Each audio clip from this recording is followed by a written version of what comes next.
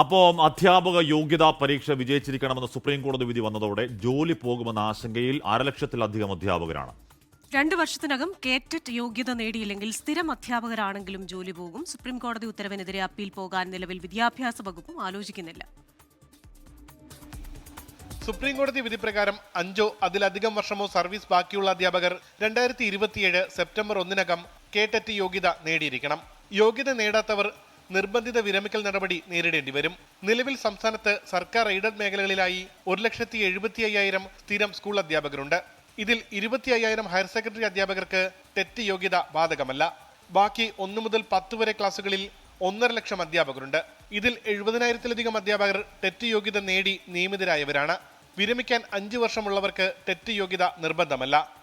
ഈ വിഭാഗത്തിൽ 30,000 അധ്യാപകർക്ക് കൂടി ഇളവ് ലഭിക്കും.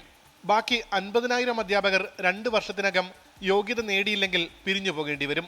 സുപ്രീം കോടതി വിധിക്കെതിരെ ഉടൻ അപ്പീൽ പോകാൻ വിദ്യാഭ്യാസ വകുപ്പ് ആലോചിക്കുന്നില്ല. 2 or 3 പ്രാവശ്യം നീട്ടിക്കൊടുത്തതാണ് പരീക്ഷ എഴുതുന്നതിന് വേണ്ടി. വിദ്യാഭ്യാസ അവകാശ നിയമത്തിൽ പറഞ്ഞിട്ടുള്ളതാണ് പാസ്സാവണമെന്ന്.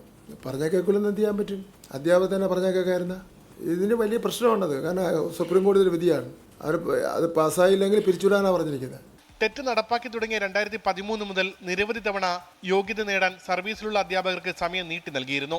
ഒന്നിച്ച് 50,000-ലധികം സ്ഥിരം അധ്യാപകരുടെ തൊഴിൽ നഷ്ടമായാൽ അത് പൊതുവിദ്യാഭ്യാസ സമ്പ്രദായത്തെ തന്നെ പൂർണ്ണമായി തകർക്കും. അതുകൊണ്ട് തന്നെ സർക്കാർ തലത്തിലുള്ള ഇടപെടൽ ആവശ്യപ്പെടുകയാണ് അധ്യാപക സംഘടനകൾ. ഉമേഷ് ബാലകൃഷ്ണൻ, 24 തിരുവനന്തപുരം. ലോകത്തെവിടെയായാലും ഏത് സമയത്തും 24 വാർത്തകളും ഓഗ്മെന്റഡ് റിയാലിറ്റി പാക്കേജുകളും എക്സ്പ്ലെയിനറുകളും വിശദമായി കാണാൻ ഞങ്ങളുടെ യൂട്യൂബ് ചാനൽ നിങ്ങൾക്ക് സബ്സ്ക്രൈബ് ചെയ്യാം.